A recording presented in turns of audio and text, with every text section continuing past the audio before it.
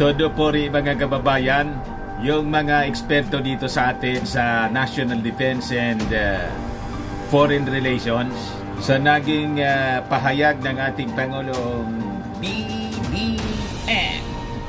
BBM doon po sa Singapore, sa Shangri-La Forum, dahil talagang tumayo yung ating Pangulo para ipaglaban po yung ating karapatan, para sa ating sovereignty ng ating bansa. Dito po sa West Philippine Sea, malayo talaga niya Mr. Maravilla si Maudi. Nagpapagang mga balita at pagtalakay sa mga isyu ng lipunan. Pulsa, opinyon, banat at paglalantad sa katotohanan. Pulsa, what you see is what you get. You decide. Malayo po. Kaya napabilib ng ating Pangulong Bongbong Marcos yung ating mga eksperto sa National Defense at saka sa Foreign Relations. Ito ngayon yung balita. Iparinig ko po sa inyo mga kababayan itong report ng PTV4.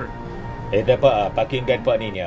Ng mga eksperto ang naging talumpati ni Pangulong Ferdinand R. Marcos Jr. sa Shangri-La Dialogue, saan tinalakay niya ang mahalagang usapin sa rehiyon kabilang ang West Philippine Sea. Yan ang ulat ni Bernard Ferrer. Long and firm. Ganito inilarawan ni Dr. Renato De Castro, professor ng Department of International Studies sa De La Salle University, no speech ni Pangulong Ferdinand R. Marcos Jr. sa Shangri-La Dialogue sa Singapore. Magandaan niyang binigyan din ni Pangulong Marcos Jr. ng Pilipinas bilang isang archipelagic state sa pinang West Philippine Sea, lalo't patuloy na iginikit ng China ang 9-line claim sa buong katubigan. Gayon din ang pagiging bahagi ng Pilipinas sa rules-based international order, kabilang 1945 San Francisco Treaty na bumuo di ba, mga kababayan? United Nations, 1967 Bangkok Declaration na bumuo sa ASEAN, at ang 1982 Manila Declaration na nagbibigay importansya sa kapayapaan sa rehiyon. Malayo po si Maudix. But before ko mga kababayan ibigay sa inyo yung full story ng mga balitang yan, click subscribe muna dito sa ating YouTube channel and hit the notification bell para lagi po kayong updated sa mga kaganapan dito sa ating bansa. Like and share na rin po ninyo ng ating video at huwag na rin po ninyo na skip yung ating mga commercial ads para tuloy-tuloy lang ang pag-unlad ng bagong Pilipinas. Sa mga naganap ng malinis and spacious fitness gym, pumunta na lang po kayo sa aming Colossal Fitness Gym. We also offer Grab car rental with our brand new 2023 model ng Toyota Innova. We also accept booking for those who are planning to travel via PAL, Cebu Pacific, and other airline companies, local and international, and Meralco Bills, Aleco Bills, PLDT, etc. Ang Colossal Fitness Gym is located at 3rd floor Security Bank Building, Lanco Business Park, Legazpi City, Albay. For inquiries, look for Gilon Maravillas. Contact number 0966-802-0949. Lagi na pong matao sa amin. Na-set up na rin yung aming mga bagong gym equipments. May treadmill na rin po kami. Ito naman po yung bago naming product na binibenta online. Eye Glow Serum, whitening po siya. Tingnan ninyo yung epekto sa aking anak na architect before and now. Yung mga inquiries po ninyo, dumiretso na lang kayo sa kanyang Facebook account, Riz Maravillas. Ito naman po, Firmax Firming and Lifting Cream, pinapahid po sa mga pulses and affected area. Mainam po siya sa mga pains, mga paninigas na mga kaso-kasuan. Pinapahid-pahid lang po siya sa mga pulses. Ito naman po, Automax Radiant Serum. Sa mukha naman yung application. Anti-aging po siya. You will look 10 years younger than your age. Sa mga cancer patients naman po, baka lang gusto ninyo itong itry. Ningxia Red Mix Fruit Drink. Hindi man po siya gamot, food supplement siya. Kaya lang, gawa siya mga kababayan sa goji berry. Yung goji berry may anti-cancer properties. Yung mga inquiries po ninyo, dumiretso na lang kayo sa aming messenger sa Facebook para masagot namin agad. Ayos pa? Ayos na ayos niya, Mr. Maravillas. He mentioned the elephant in the room without mentioning of that elephant. So we have to give credit for the degree of sophistication in the speech of the President. Naging komprehensibo rin ang talakay ni Pangulong Marcos Jr. sa usapin ng Taiwan na sensitibo sa China. Ikinatuwa naman ni Don McLean Gill, professor ng Department of International Studies, ang pagbibigay importansya ni Pangulong Marcos Jr. sa ninanais ng Pilipinas na mangyari sa Indo-Pacific region. Nabatid na may kanya-kanyang pananaw ang mga bansa sa Southeast Asia, lalo na sa usapin sa pagitan ng US at China. Nakaset po ang lens nila na binary US-China perspective. Dinismantle ng ating presidente. Now we have just as much a right as an individual actor with our own destiny as any other major or great power. Pinuri rin ni Romel G. Professor of Praxis sa Ateneo School of Government, ang pag-iit ni Pangulong Marcos Jr. ng pagtindig ng Pilipinas sa usapin ng West Philippine Sea ay nakaangkla sa sarili nitong interes at hindi ng ibang bansa, maging ang equality of state na hindi tumitingin sa lakas ng kapangyarihan ng isang bansa. Normal rules do not apply to them. Okay, yun yung konsepto natin. Ang sinasabi ni Presidente, kay malaki yung bansa nyo, kay maliit kaming bansa, by operation of international law, patas lang tayo. Dapat anyang abangan ang magiging tugon ng China sa mga tinalakay na usapin ng Pangulo. May reaction na po yung China. Mamaya ibigay ko po sa inyo. Yung Chinese Defense Minister po, nagsalita na rin po. Mamaya iparinig ko po sa inyo. Dito muna tayo, mga kababayan. Si Pangulong Ferdinand R. Marcos Jr.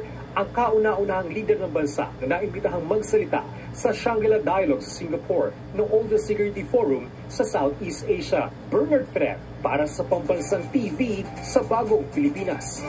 Di ba? Nakaka-proud mga kababayan. Talagang tumatayo po para sa karapatan ng ating mga mamamayang Filipino in the sovereignty ng ating bansa. Pakinggan ninyo po itong napakagandang mensahe ng ating Pangulong Bongbong Marcos. Waters of the West Philippine Sea from the blood of every Filipino. We cannot allow anyone to detach it from the totality of the maritime domain that renders our nation whole. The lines that we draw are not derived from just our waters are not derived from just our imagination, but from international. We have on our side the 1982 UNCLOS and the binding 2016 award, which affirms what is ours by legal right. In this solid footing and through our clear moral ascendancy, we find the strength to do things to protect our sovereign home, to the last square inch, to the last square millimeter. Matindi We po. are not only unyielding and protecting our patrimony and our dignity as a proud and as a free country, we are also firm in our regional and global peace. In 1976, 5 leaders of Asia, including my father, signed the Treaty of Amity and Cooperation in the Southeast Asia, or the TAC. This landmark treaty is meant to ensure peace, everlasting amity, and cooperation amongst nations. The TAC's provisions were relevant then, and they remain relevant to this day.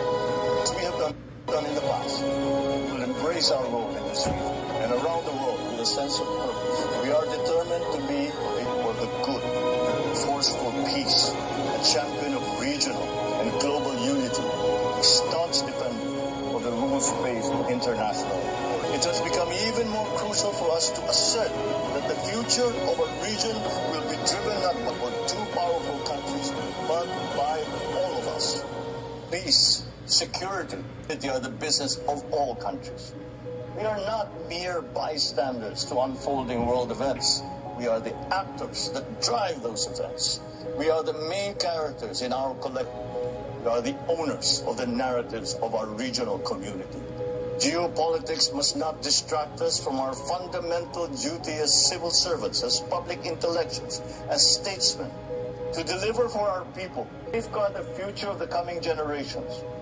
This is the reason why we strive for stability, for security, and for peace.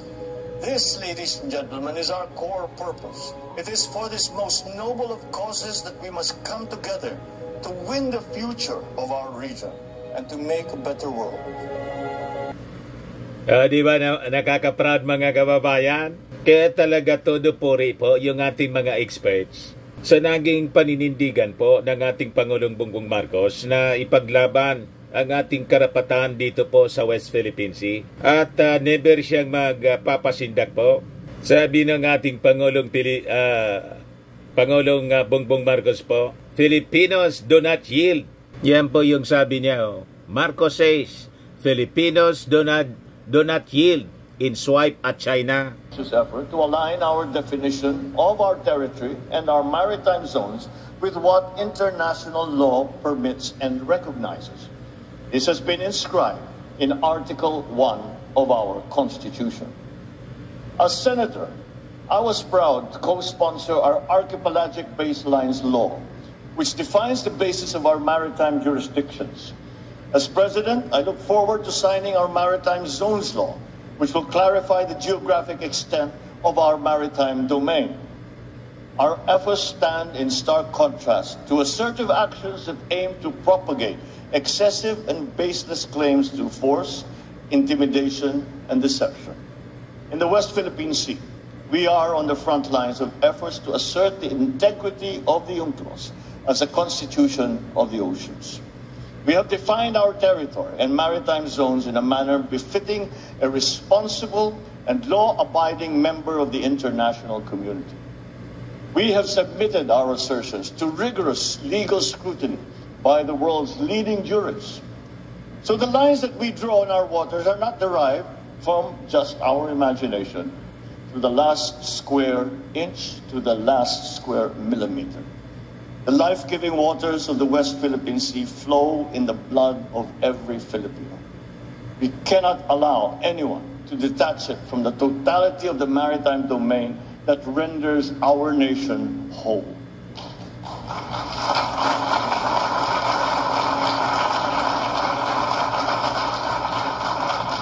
As President, I have sworn to this solemn commitment from the very first day that I took office. I do not intend to yield. Filipinos do not yield. Malinaw po, Filipinos do not yield. He has no intention, mga kababayan, na isurrender po ang alinmang teritoryo ng ating bansa. Kamusta naman po, mga kababayan, si Mau Diggs? Ipakinggan natin kung ano yung sinabi niya noon. Sorindido po si Mau Diggs. Philippine President Rodrigo Duterte says he cannot stop China in disputed seas. Wala siyang idea, mga kababayan. Mahirap talaga po na iniligay natin as president, ibinoto natin yung dating Pangulong Digong mula sa pagka-mayor to president. Wala siyang idea kung paano gagawin, mga kababayan. Wala siya kasing experience. Tulad ng ating Pangulong Bongbong Marcos, malawak ang experience po sa international relations, sa geopolitics, and international security. Wala siyang idea. Kaya pakinggan ninyo po ang kanyang mga pananalita. Ayan po siya, mga kababayan. I cannot go there even to bring the Coast Guard. What? To drive them away. China also claims the property and he is in possession. What? Yan ang problema. Ipadala ko yung Marines ko to drive away the Chinese fishermen.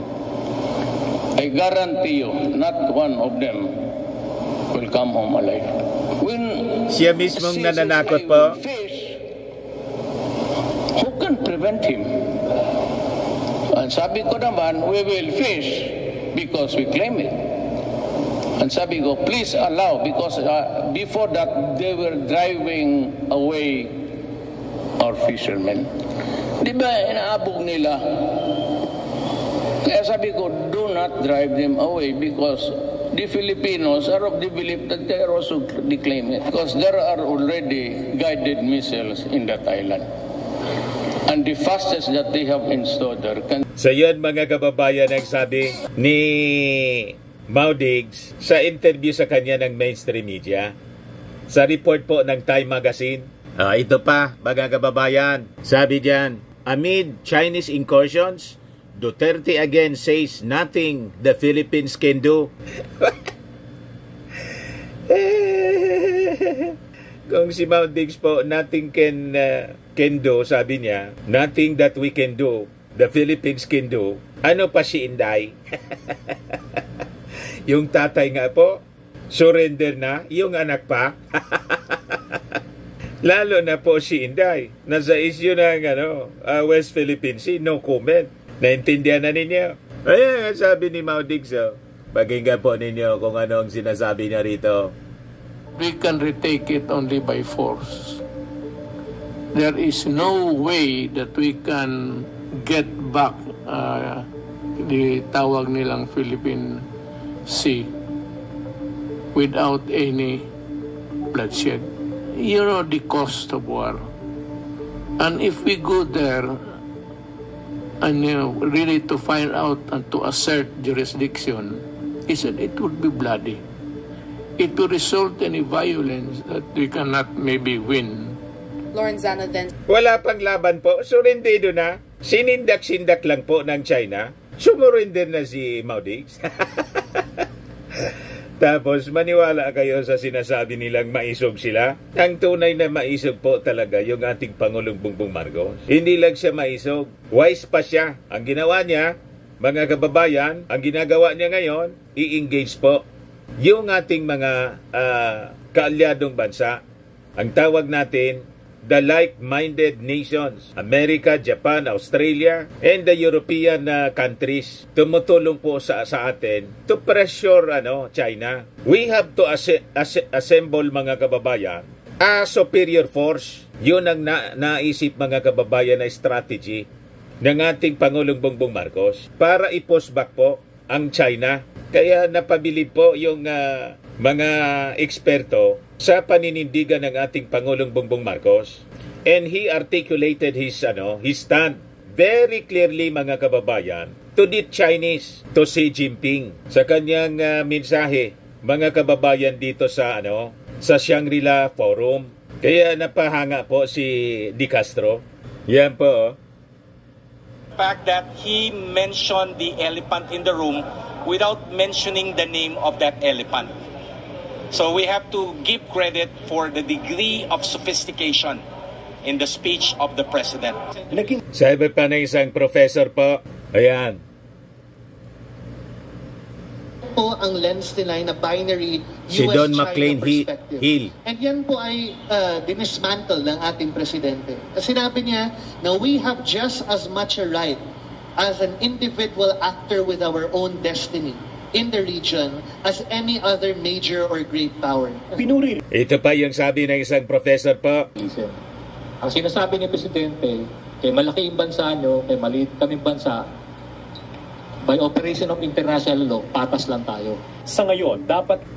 Kaya panalo po ang naging speech ng ating Pangulong Bongbong Marcos. Hinangaan po ng ating mga experts. O ngayon, sabi natin kanina, yung China nag-react na po. Yung Defense Minister po ng China, nag-warning po. Sabi dyan sa report ng Inquirer, China Defense Minister warns of limits to restraint on South China Sea. Yung pasensya niya namin, may limit. Ay, wag ninyo kaming tinatakot. May limit din ang aming pasensya. Kayo itong nambubuli sa amin. Kayo itong malinaw na nang aapi. Hindi tumutupad sa international law. Pagkatapos sasabihin ninyo na may limit sa inyong pasensya. Kami ang nagpapasensya sa inyo. Tama po? Pero ibigay ko sa inyo, mga kababayan, kung ano sinasabi nitong Chinese general. Ayan po yung sabi niya. Hindi man ninyo maintindihan. Basahin ko na sana po yung sinasabi. Sabi diyan, there are some countries that under the instigation of external forces. 确有个别国家在外部势力的煽动下 have broken bilateral agreements, violated their own commitments. Yung dati man lang po, pinapalabas, may secret deal talaga. Wala man silang maipakitang secret deal na pinasok ni Mao Diggs. Iniimbestiga na nga po ng Congress natin, lahat nagdi-deny.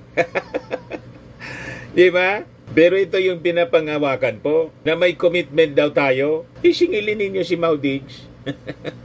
Gusto ninyo? i-arrest ninyo si Mau Diggs for violating the agreement, inyo na po. Di ba? Wala na kaming paki sa matandang yan. Diyan na sa inyo.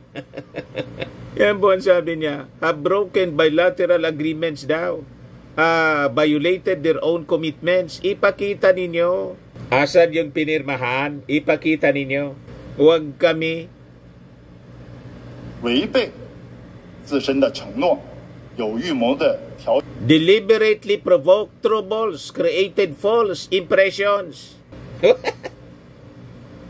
Tayo pa yung tayo pa yung nanggugulo daw. Kayo yung pumasok sa aming exclusive economic zones. Kayo yung nagtayo ng mga structures dyan. Dati wala man kayo dyan mga structures, pati mga artificial islands. Yung lupa galing pa sa Pilipinas. Tapos, binabaliktad ninyo kami. Kami pa yung nagpo-provoke at nanggugulo at nangluloko. Created false impressions daw, mga kababayan. Ituloy natin. 不到视听，家的整体利益违反 Misled the public, even disregarded regional countries' overall interests, and gone against the spirit of the ASEAN Charter to comply with external powers. Talaga niya, Mr. Maravillas, baliktad yung mga pinagsasabi. Baliktad po lahat. Yan po. 宪章精神，配合外部势力在本地区 and deploy medium-range ballistic missiles in the region. Nangingialam po, mga kababayan, sa pag-deploy natin ng ballistic missile. Yung ballistic missile po na inilagay namin sa territory namin, nandun sa, sa Cagayan, sa Ilocos region. Bakit? Inyo na ba yung Ilocos region namin? Yung Northern Philippines? Magreklamo kayo kung ang aming ballistic missiles nilagay namin dyan sa Hong Kong. Tama? Or nakipag-usap kami sa Taiwan para ilagay ang aming ballistic missiles sa aming pong military base. So anong pakinin nyo? Yan po ang sinasabi nitong defense minister ng China. 严重破坏了 Sabi pa niya, and severely damaging regional security and stability. Kayo kayo nagsimula ng military activities. Siyempre kami gagalaw din dito. Ang gusto ninyo kasi matulog lang kami. Kaya gustong-gusto ninyo si Mau Diggs. Natutulog lang yun eh. At siya pa yung nananakot sa amin. Tinatakot niyang mamasakir daw yung aming armed forces. Saan kapulutin yan, mga kababayan? Yung Commander-in-Chief ng Pilipinas, yung Presidente mismo, yung nananakot sa mga sundalo niya. So yan po, mga kababayan, ang sabi ng Defense Minister. So sabi niya, those acting in this way will ultimately burn themselves. Nanakot pa, hindi man po kami natatakot sa ganyang mga pananalita ninyo. O di subukan po ninyo kung hindi kayo kuyogin ng allied forces. Pag hindi kayo natulad kay Saddam Hussein, kay Libyan leader Muammar Gaddafi, subukan lang po ninyo. So sabi niya, the international community sees this very clearly. China has maintained sufficient restraint in the face of rights infringements and provocation. Kami pa ngayon yung nagpo-provoke sa inyo. Ganon ang narrative of lies, mga kababayan ng China.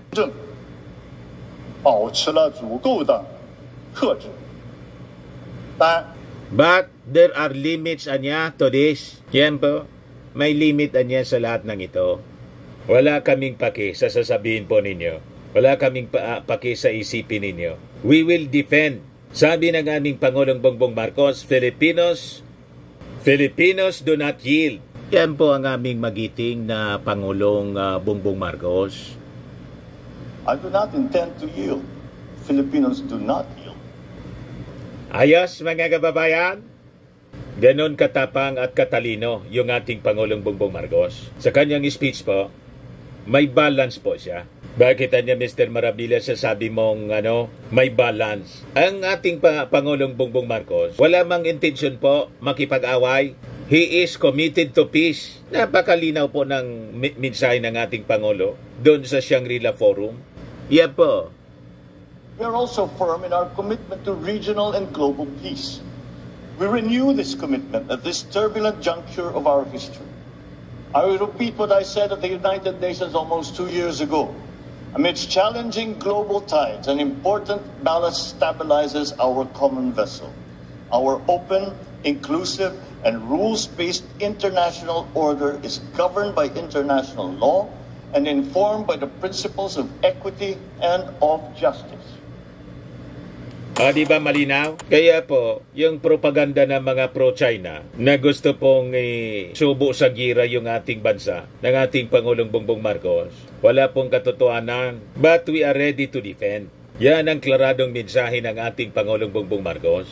Hindi tayo makikipaggira, pero pag tayo po ay nilusob, may nangyari dito sa West Philippine Sea, may namatay, we have that right to invoke the Mutual Defense Treaty. That is for our defense. Ayan man lang po, mga kababayan. Ako po si Dante Maravillas. Bye-bye. God bless.